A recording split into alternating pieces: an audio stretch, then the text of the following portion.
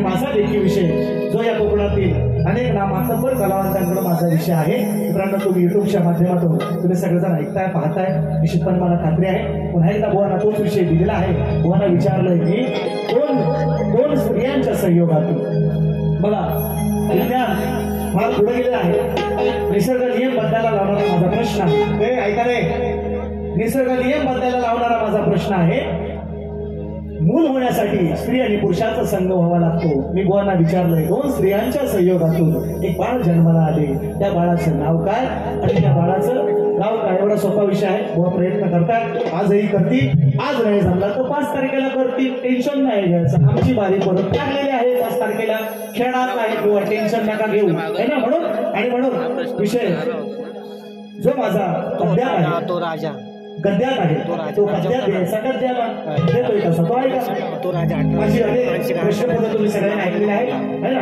म्हणून जरा बदल म्हणून, कारण तेच ऐकून मग लोक म्हणणार बुवा तेच तुम्ही गाता। प्रश्न लिहिलेला आहे त्या पदामध्ये आणि म्हणून देतोय म्हणायचं ऐका। शेवटचा प्रश्न पण आणि कार्यक्रमाची सांगता करू वरतीला वेट करू।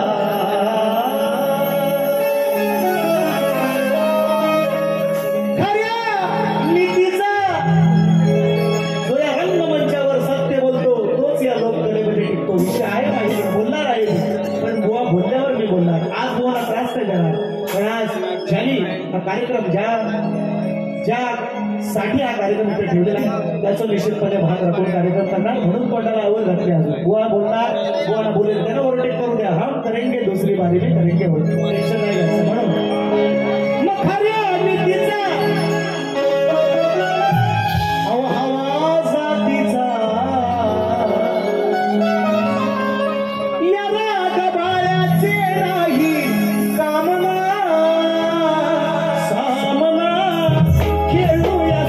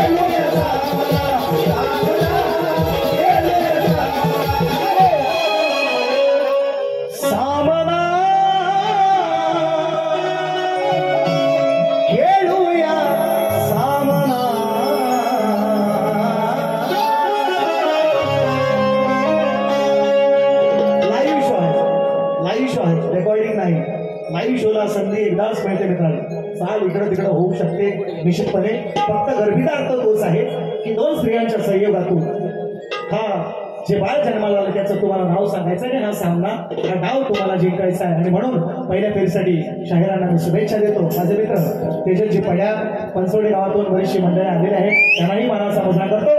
पहली फेरी संपवतो. ब्रेक के बाद मिलेंगे, फिर तो सिर्फ जाके है, पीछे अभी